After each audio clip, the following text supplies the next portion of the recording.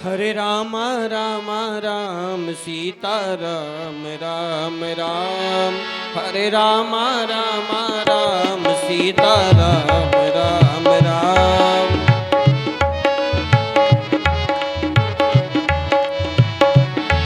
हरे राम राम राम सीता राम राम राम।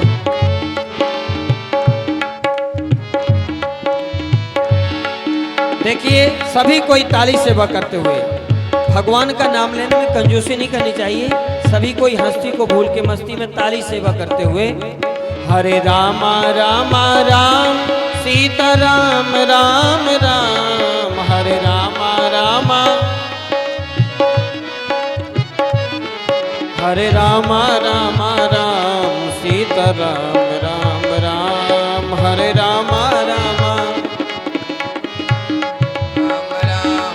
हरे राम राम राम सीता राम राम राम। हरे राम राम राम सीता राम राम राम।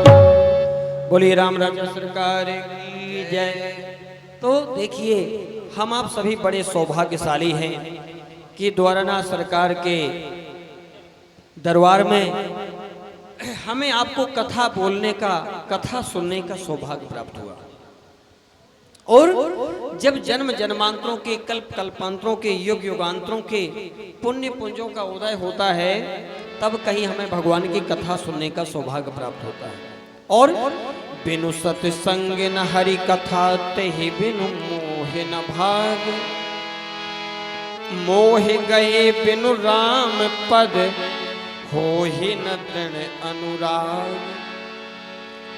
बिनु सत्संग न हरि कथा। जैसे यहाँ सत्संग चल रहा है तो जो कोई यहाँ सुनने को आएगा, सत्संग में आएगा, उसी को ना कथा सुनने का सौभाग्य मिलेगा। कि जो घर में बैठ के टीवी देख रहा होगा उसको मिलेगा। बिनु सत्संग न हरि कथा तेहि बिनु मोह न भाग। जब तक सत्संग नहीं करेंगे, जब तक हमें भगवान की कथा सुनने का सौभाग्य नहीं मिलेगा, जब तक हम भगवान की कथा नहीं सुनेंगे, तब तक हमारे जीवन से मोह माया नहीं भागेंगे। और मोह गए बिनु राम पद होहि न तृण अनुराग। और जब तक हमारे जीवन से मोह माया नहीं भागेगा तब तक हमें भगवान के चरणों में प्रेम पैदा हो ही नहीं सकता है। और मिला ही न रघुपति बिनु अनुरागा। बिना प्रेम के भगवान मिलने वाले नहीं है। इसलिए हमें हमेशा सत्संग करते रहना चाहिए। सत्संग से हमें कई बातें मिलती हैं। हमें हमेशा अच्छे लोगों की संगति करनी चाहिए। जैसे एक बड़ा सुंदर दृष्टांत आता है। एक बार क्या हुआ, एक कौवा उड़ता उड़ता हंस के पास पहुंचा। तो हंस ने बहुत खातिरदारी की, सम्मान किया, स्वागत सम्मान किया। जैसे अपने यहाँ कोई रिश्तेदार आ जाता है, आ जाते हैं तो बड़ा स्वागत सम्मान करते हैं। तो कौवे, हंस ने बहुत सम्मान किया। अब कौवा ने विचार किया कि हम भी हंस को अपना घर दिखा दें। तो कौवा ने कहा, मित्र चलो हमारा घर भी बहुत सुंदर है, हमारा घर भी देख लो, हमारा घर भी देख लो। हंस ने कहा ठीक है चलो तुम्हारा घर भी देख लेते हैं। अब हंस कौवे को लेके आया।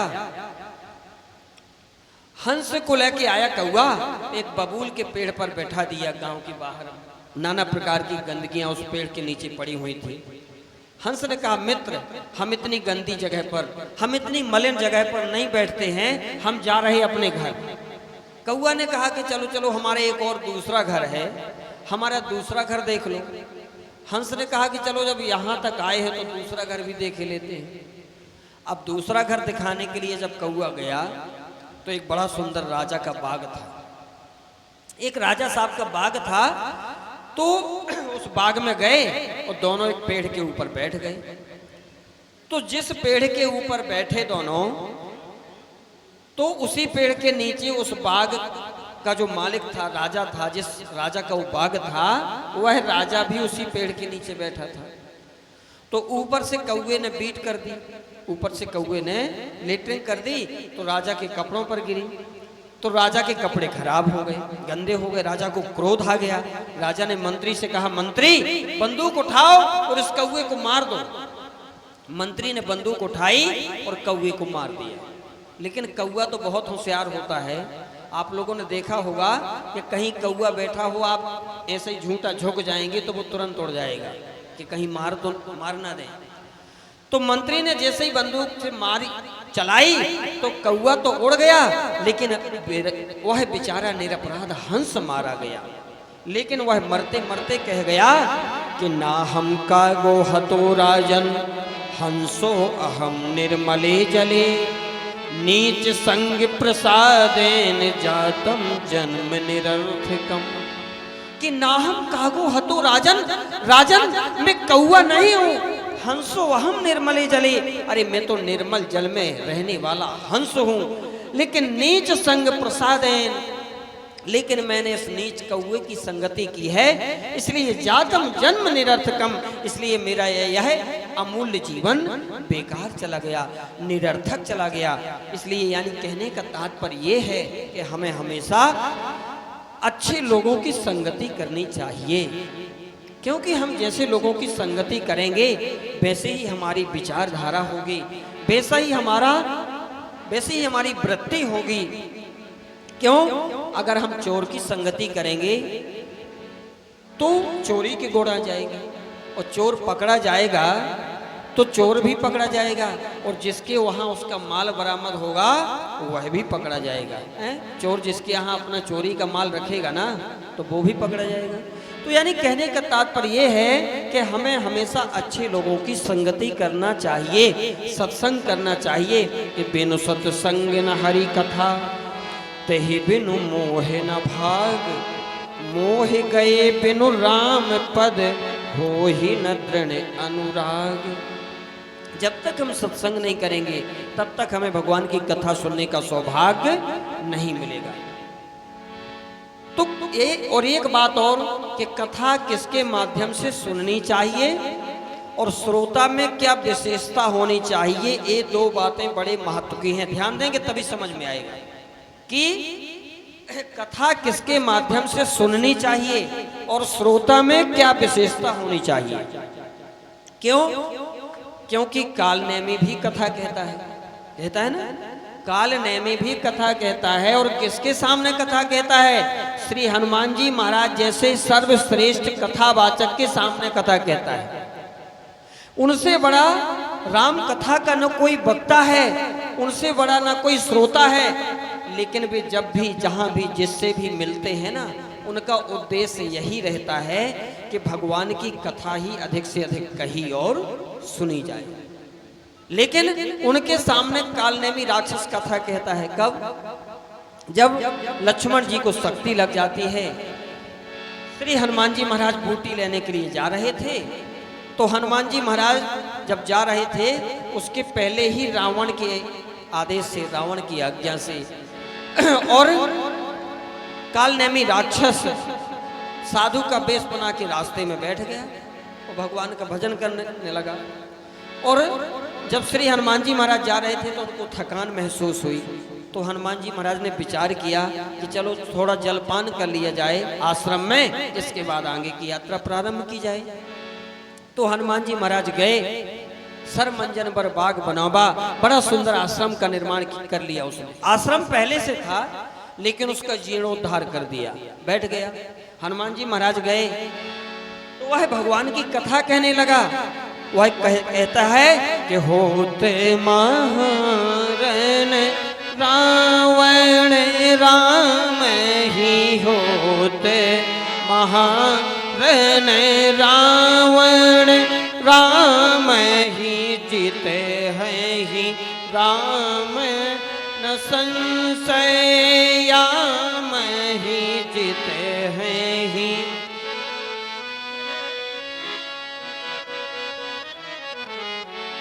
कथा कहता है, कहते हुए कहता है कि इस समय रावण और राम के बीच में बहुत बड़ा युद्ध हो रहा है। हनुमान जी महाराज तो बहुत अच्छे कथा के श्रोता थे, तो हनुमान जी महाराज को कथा बहुत अच्छी लगी। कहा महाराज और सुनाइए। कहता है होत महारण रावण रामई, तो उनको बहुत अच्छी लगी कथा। कहा महाराज और सुनाइए। कहा जित ही राम न संशय यामई, इसमें राम की ही विजय होगी, इसमें कोई संशय नहीं है। और अच्छी लगी कथा। कहा महाराज और सुनाइए। अब वह तो राक्षस था, कथा तो जानता ही नहीं था, डुप्लीकेट महात्मा बना हुआ था तो कथा जानता ही नहीं था। तो अब वह अपनी ही कथा कहने लगा। क्या कहता है? कहता है कि यहाँ भय में देखूं भाई, ज्ञान दृष्टि बल मोहि अधिकाई। कहता है मैं यहाँ बैठ करके भी यह सब कुछ देख रहा हूँ, इतना ज्ञान है मेरे पास, इतनी दिव्य दृष्टि है मेरे पास। यहाँ भय में देखूं भाई, ज्ञान दृष्टि बल मोहि अधिकाई।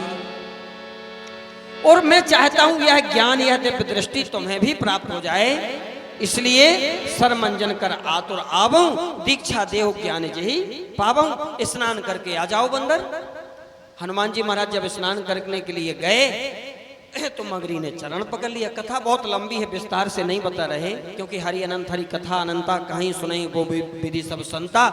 तो मगरी ने चरण पकड़ लिया। हनुमान जी महाराज उसको मारने लगे तो उसने हाथ जोड़ते हुए कहा महाराज, चरण पकड़ने वाले को मारा जाता है या उसको आशीर्वाद दिया जाता है? हनुमान जी महाराज ने कहा यदि कोई खाने की दृष्टि से चरण पकड़ रहा हो तो उसका वध करना ही उचित होता है। तो उसने कहा, मगरी ने कहा महाराज तो सावधान हो जाइए, वह कोई साधु महात्मा नहीं है, मुनि नहीं है, वह तो कपटी कालनेमी राक्षस है जो आपका रास्ता रोकने के लिए बैठा हुआ है, जिससे समय से बूटी न पहुंच पाए, लक्ष्मण जी की मृत्यु और रावण की विजय हो जाए। हनुमान जी महाराज ने कहा अच्छा इसलिए बैठा हुआ है, अभी जाते हैं। हनुमान जी महाराज गए। हनुमान जी महाराज से उसने पूछा, कहा स्नान करके आ गए बंदर? कहा हाँ महाराज, दीक्षा लेने की पूरी तैयारी करके आया हूँ। कहा आओ तो मैं तुम्हें दीक्षा दे दूं। कहा नहीं, पहले दक्षिणा इसके बाद दीक्षा। उसने कहा कि अरे उल्टा उल्टा क्यों कर रहे हो, पहले दीक्षा इसके बाद दक्षिणा? कहा नहीं, पहले दक्षिणा इसके बाद दीक्षा। हनुमान जी महाराज उसने विचार किया कालनेमी ने कि हो सकता है कि इनके देश में ऐसा ही होता हो, क्योंकि वो तो विदेश का था, है? हो सकता है उसने विचार किया कि इनके देश में पहले दक्षिणा दी जाती हो, इसके बाद दीक्षा दी जाती हो। तो उसने बड़े उससे कहा प्रेम से कि अच्छा लाओ, क्या दे रहे हो दक्षिणा में? तो हनुमान जी महाराज ने कि सिर लंगूर लपेटी पछारा, निज तन प्रकट सिमरती वारा, निज तन पूछ में लपेट के हनुमान जी महाराज ने पटक दिया। और जैसे ही पटका तो उसका परिणाम क्या हुआ? जब डुप्लीकेट संत असली संत के सत्संग में आया तो वह डुप्लीकेट भी अपने असली स्वरूप में आ गया। निज तन प्रकटे से मरती बारा, अपने असली शरीर में आ गया। और संतों के अलग अलग भाव हैं, ऐसे भी भाव हैं कि उसने श्री हनुमान जी महाराज को राम नाम की दीक्षा दी। उसने मरते समय राम राम कहा। तो मरते समय जब राम राम कहा तो हनुमान जी महाराज ने उसको दक्षिणा भी दी कि जा, तूने मरते समय भगवान का नाम लिया है तो तुझको भगवान का ही धाम मिलेगा। लेकिन कहने का तात्पर्य यह है कि उसका उद्देश्य अच्छा नहीं था। उसका उद्देश्य था कि समय से बूटी ना पहुंच पाए और लक्ष्मण जी की मृत्यु हो जाए और रावण की विजय हो जाए। यानी आप लोग विचार करें कि जिस कथावाचक का उद्देश्य वैराग्य को नष्ट करना और मोह की जीत दिलाना हो, वह असली कथावाचक हो ही नहीं सकता है। तो यानी कहने का तात्पर्य यह है कि कथा किसके माध्यम से सुननी चाहिए और श्रोता में क्या विशेषता होनी चाहिए, ये दो बातें बड़े महत्व की हैं। कि सत्संग और हरि कथा में क्या संबंध होना चाहिए। हनुमान जी महाराज जब भी जहां भी जिससे भी मिलते हैं उनका उद्देश्य यही रहता है कि भगवान की कथा ही अधिक से अधिक कहीं और सुनी जाए। प्रारंभ से ही देखिए भगवान श्री राम जी से ऋषमुख पर्वत पर जब उनका मिलन हुआ तो इसी रूप में हुआ। वर्णन आता है कि बाली के डर से सुग्रीव जी ऋषमुख पर्वत पर रहते हैं और बाली श्राप के कारण इस पर्वत पर नहीं आ सकता है। आइए थोड़ा इस पर विचार करें। बाली ने क्या किया कि दुंदुभी नाम के एक राक्षस का वध कर दिया। अब उसने विचार किया क्या है बात सब ऋषि मुनियों को भी तो मालूम होनी चाहिए कि बाली ने कितना महान कार्य किया है। सुग्रीव जी डर के मारे रहते थे क्योंकि श्राप था। अब जो श्राप हुआ था उसका कारण क्या है, थोड़ा इस पर विचार। तो बाली ने विचार मार के दुंदुभी नाम के राक्षस को मार दिया। तो अब उसने विचार किया कि सब को पता होना चाहिए कि बाली में कितनी ताकत है, कितनी शक्ति है, कितना पराक्रम है। तो उसने उस राक्षस को मार करके उस पर्वत पर फेंक दिया जहां पर ऋषि मुनि साधना तथा तपस्या किया करते थे। तो सौ के रक्त मज्जा व हड्डियों के टुकड़े उन सभी आश्रमों में बिखर गए, जिससे वे सभी आश्रम अपवित्र हो गए। तो बाली के इस बीभत्स कार्य से रुष्ट होकर के, इस घिनौने कार्य से रुष्ट होकर के मुनियों ने उसको श्राप दे दिया कि बाली यदि इस पर्वत पर आएगा तो उसके टुकड़े टुकड़े हो जाएंगे। इस कारण से बाली इस पर्वत पर नहीं आ सकता था। लेकिन देखिए बाली की नहीं आ सकता था। और जब सुग्रीव जी बाली सबरी मैया के उद्देश्य को मान करके सुग्रीव जी आ रहे थे मित्रता करने के लिए, भगवान आ रहे थे सुग्रीव जी से मित्रता करने के लिए कि पंपा सरहु जाहु रघुराई तहे हुई है सुग्रीव मिताई। आप पंपा सरोवर जाइए, वहां पर आपकी सुग्रीव जी से मित्रता होगी और उसके बाद किशोरी जी का मिलने का क्रम प्रशस्त होगा। तो भगवान तो आ रहे थे सुग्रीव जी से मिलने के लिए, लेकिन सुग्रीव जी को लगा कि पठई बाली होई ही मन मेला भागो तुरत तजो यह सैला। सुग्रीव जी को लगा कि बाली के भेजे हुए कोई योद्धा हैं जो मुझे मारने के लिए आ रहे हैं। इसलिए उन्होंने हनुमान जी महाराज से कहा कि धरी बटु रूप देखते जाई कहि सी मोहि जी शयन बुझाई। आप ब्राह्मण का वेश बना के जाइए और पता लगाइए कि ये दोनों राजकुमार कौन हैं। और यदि आपको ऐसा लगे कि ये बाली के भेजे हुए कोई योद्धा हैं तो आप मुझे वहीं से इशारा कर देना, वहीं से मैसेज कर देना। हनुमान जी महाराज ने जानना चाहा यदि ऐसा हुआ तो आप क्या करेंगे, हैं? आप क्या करेंगे? कहा वही करेंगे जो आज तक करते आए हैं। क्या करेंगे? कहा पठई बाली होई मन मेला तो भागो तुरत तजो यह सैला। इस पर्वत को भी छोड़ के भाग जाएंगे। लेकिन देखिए सुग्रीव में एक बहुत बढ़िया गुण है, सुग्रीव को अपनी दृष्टि पर भरोसा नहीं है, लेकिन सुग्रीव को हनुमान जी महाराज जैसे परम संत की दृष्टि पर भरोसा है कि आप जाइए और पता लगाइए, आप जैसा कहेंगे मैं वैसा करूंगा। माने अपनी दृष्टि पर भरोसा नहीं है, लेकिन श्री हनुमान जी महाराज जैसे परम ब्रह्मचारी की दृष्टि पर भरोसा है कि आप पता लगाइए और आप जैसा कहेंगे मैं वैसा ही करूंगा। और जब हनुमान जी महाराज जाते हैं प्रभु से मिलते हैं और प्रभु से मिलने के बाद दोनों को अपनी पीठ पर चढ़ा लिया। कहा महाराज नाथ शैल पर कपिपति रहें सो सुग्रीव दास तो अहई तहि सननाथ मैत्री कीजे दीन जान तहि अभय करीजे सो सीता कर खोज करही जह तह मर कट कोट पठही। और यही विधि सकल कथा समुझाई लिए दो जन पीठ चढ़ाई। पहले तो कहते हैं महाराज नाथ शैल पर कपिपति रहे ही, वानरों के राजा सुग्रीव जी रहते हैं। सो सुग्रीव दास तव अहि, वह आपके दास है। पहले तो दास कहा, ध्यान देंगे तभी समझ में आएगा। पहले दास कहा और फिर कहते हैं आगे की चौपाई में कि तेहि सन नाथ मैत्री कीजे दीन जान तेहि अभय करीजे। आप उस दास के साथ मित्रता कर लीजिए। तो जो दास होता है, जैसे आप लोगों ने देखा होगा पहले के जमाने में राजा महाराजा जो रहते थे तो उनके दास दासियां रहते थे, दास रहते थे ना, सेवक रहते थे।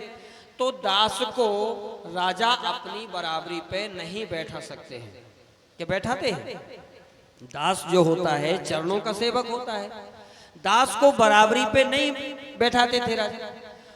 तो कहते, पहले तो कह दिया कि वो आपके दास है, फिर कहते हैं आप उनसे मित्रता कर लीजिए, यानी उनको अपनी बराबरी में बैठा लीजिए। ऐसा क्यों कहा? ऐसा इसलिए कहा कि यदि आप उस दास को अपना मित्र बना लेंगे तो वह दास की जो कुर्सी है वह खाली हो जाएगी और उस दास के पद पर मैं नियुक्त हो जाऊंगा। बोलिए सियावर रामचंद्र भगवान की जय। सभी कोई ताली पुष्प से जज साहब का स्वागत करेंगे और कुछ ही क्षणों में जज साहब के श्रीमुख से आप लोग बड़ी सुंदर कथा सुनेंगे। तो जो दास का पद खाली है उस पर मैं नियुक्त हो जाऊंगा, इसलिए कहते हैं तेहि सन नाथ मैत्री कीजे, दीन जान तहि अभय करीजे।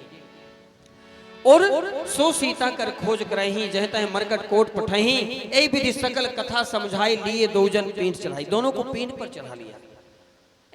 एक भाव ये भी आता है कि उन्होंने पूछा, हनुमान जी महाराज से भगवान श्री राम जी ने कहा हनुमान तुम ही सुग्रीव को ऐसा इशारा क्यों नहीं कर देते कि वो ही यहाँ आकर के मुझसे मिल ले? ध्यान देंगे, तुम ही सुग्रीव जी को ऐसा इशारा क्यों नहीं कर देते कि वो ही यहाँ आकर के मुझसे मिल ले? हनुमान जी महाराज ने कहा प्रभु वहां तो आपको ही चलना पड़ेगा, आपको ही वहां चलना पड़ेगा। क्यों चलना होगा? भगवान पूछ सकते थे, भगवान पूछने ही वाले थे कि क्यों चलना होगा। इसके पहले ही हनुमान जी महाराज ने बड़ा सुंदर जवाब दिया। उन्होंने कहा महाराज यदि मरीज चलने योग्य होगा तब ना वह डॉक्टर या वैद्य के पास जाएगा। मरीज यदि चलने योग्य होगा तब तो डॉक्टर साहब के पास जाएगा, लेकिन मरीज यदि ज्यादा ही बीमार हो गया है, अस्वस्थ हो गया है, तब तो डॉक्टर साहब को ही मरीज के पास आना पड़ेगा। कहा इसी प्रकार से सुग्रीव जी भागते भागते इतना थक गए हैं कि वो बेचारे यहाँ आने में असमर्थ हैं, इसलिए प्रभु वहां आपको ही वहां पर चलना पड़ेगा।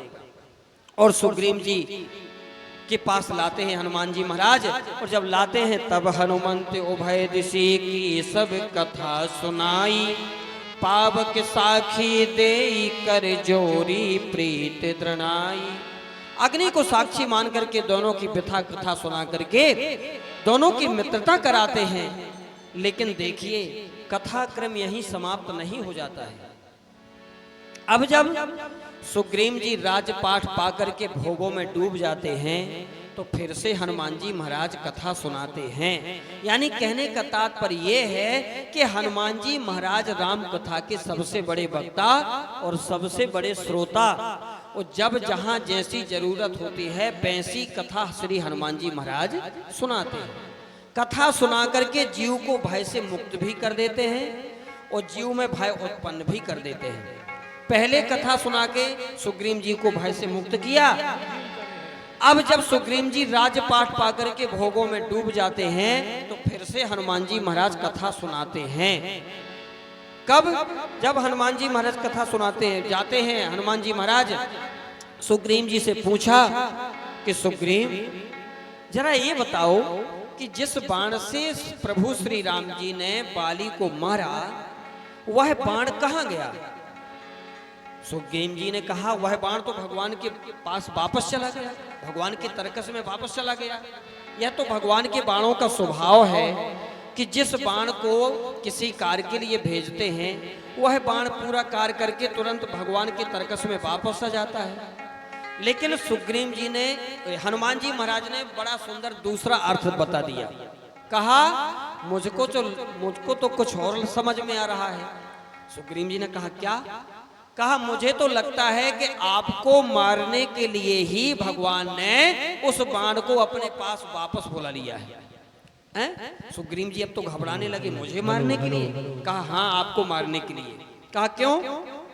कहा भगवान को लगा होगा कि यदि जो गलती बाली ने की है यदि वही गलती सुग्रीव भी करेगा तो सुग्रीव को भी मैं उसी बाण से मारूंगा जिस बाण से मैंने बाली को मारा है। और यहाँ पर भी प्रभु श्री राम जी लक्ष्मण जी से वही बात कह रहे हैं कि जही सायक मारा में बाली, तही सरहतों मूढ़ कहे काली।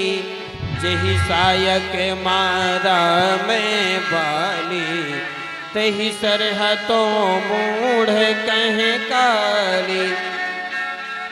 जिस बाण से मैंने बाली का वध किया है, उसी बाण से मैं सुग्रीव को भी मारूंगा। लेकिन फिर लक्ष्मण जी ने पूछा, उन्होंने पूछा कि आपने सुग्रीव को क्यों नहीं मारा? तो सुग्रीव जी ने, तो लक्ष्मण जी तो भगवान श्री राम जी कहते हैं कि मैं सुग्रीव को मारता, इसके पहले ही हनुमान जी ने कथा के माध्यम से ऐसा बाण चलाया कि जिस उद्देश्य को लेकर के मैं बाण चलाना चाहता था, जिस समस्या को लेकर के मैं बाण चलाना चाहता था, उस समस्या का समाधान हो गया। हनुमान जी ने कथा के माध्यम से ऐसा बाण चलाया कि जिस समस्या के समाधान के लिए मैं बाण चलाना चाहता था, उस समस्या का समाधान जब हो गया तो क्या बाण चलाना उचित था? नहीं था ना। तो यानी कहने का तात्पर्य है कि हनुमान जी महाराज राम कथा के सबसे बड़े वक्ता और सबसे बड़े श्रोता दोनों ही हैं। और आगे चल करके फिर भी हनुमान जी महाराज जब से किशोरी जी को कथा सुनाते हैं तो किशोरी जी का दुख दूर भागने लगता है कि रामचंद्र गुण बरने लागा, सुनतहि सीता कर दुख भागा। जब श्री हनुमान जी महाराज कथा कहने लगे तो दुख ने दौड़ लगा दी, भागने लगा। हनुमान जी महाराज ने कहा रुको रुको, कहां भागे जा रहे हो? कहा महाराज आप कथा सुना रहे हैं, मेरी इतनी हिम्मत है क्या कि मैं यहाँ टिक सकूं? मुझे भागना ही पड़ेगा। दौड़ लगा दी, गच्छन्ति नहीं धावंती, गोइंग नहीं रनिंग, दौड़ लगा दी। हनुमान जी महाराज ने कहा रुको, कहा तुम मेरे साथ में चलो। और वही दुख भरी कथा ला करके जब प्रभु श्री राम जी को सुनाई तो सुन सीता दुख प्रभु सुख ऐना, हरे आए जल राजीव नैना। यानी कहने का तात्पर्य ये है कि श्री हनुमान जी महाराज राम कथा के सबसे बड़े वक्ता और सबसे बड़े श्रोता दोनों ही हैं। जब जहां जैसी जरूरत पड़ती है वैसी कथा सुनाते हैं हनुमान जी महाराज। इसीलिए उनके लिए महावीर बिन बहु हनुमाना, महावीर बिन बहु हनुमाना, राम जासु जस आप बखाना, राम जासु जस आप बखाना, राम जासु जस आप बखान। तो इसीलिए उनकी प्रशंसा प्रभु श्री राम जी भी करते हैं। आइए यहीं पर वाणी को विराम, दो बार प्रभु के नाम का संकीर्तन, एक भजन, सभी कोई ताली सेवा करते हुए। भक्त तुलसीदास को प्रभु से मिलाया आपने, राम को सुग्रीव का साथी बनाया आपने। शरण में पहुंचा विभीषण गीत गाया आपने। मात सीता की खबर प्रभु को सुनाया आपने। सभी कोई द्वारनाथ सरकार के चरणों में प्रणाम करेंगे, ताली सेवा करते हुए निवेदन करेंगे। तुम दयालु हो दुर्भाव लाना नहीं, तुम दयालु हो दुर्भाव लाना नहीं, बजरंगी हमें भूल जाना नहीं। तुम दयालु हो दुर्भाव लाना नहीं, बजरंगी हमें भूल जाना नहीं। ताली सेवा करते हुए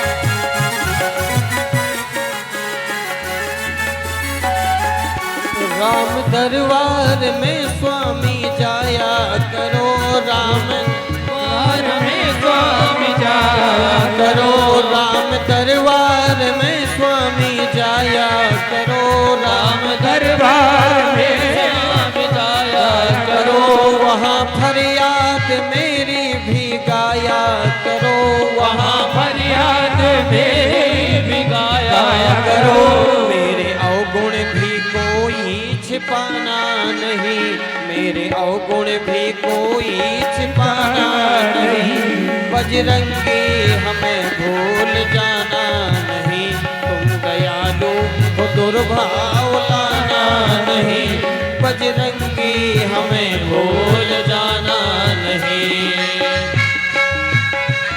ताली सेवा करते हुए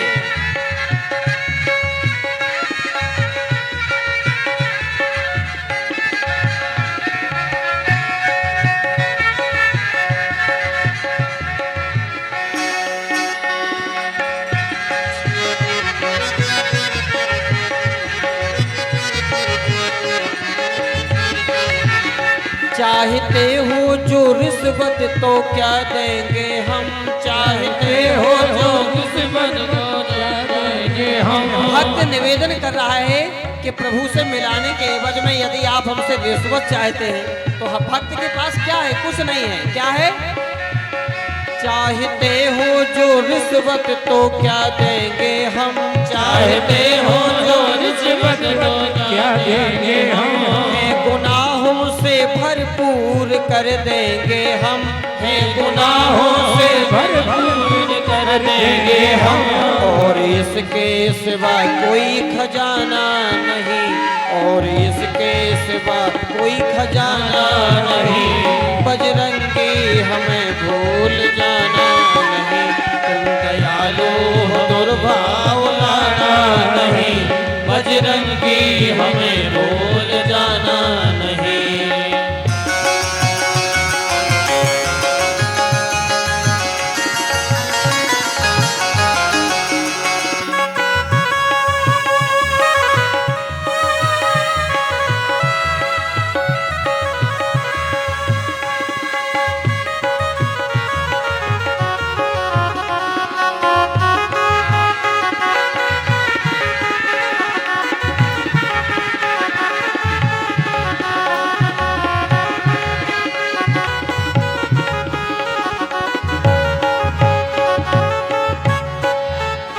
अब तो हनुमत शरण में है लागी लगन, अब तो हनुमत शरण में है लागी लगन। स्वामी कर दीजिए जल्दी प्रभु जी से मिलन, स्वामी कर दीजिए जल्दी प्रभु जी से मिलन। नहीं मिलता कहीं अब ठिकाना नहीं, नहीं मिलता कहीं अब ठिकाना नहीं, बजरंगी हमें भूल जाना नहीं, तुम दयालु हो दुर्भाव लाना नहीं, बजरंगी हमें भूल जाना नहीं।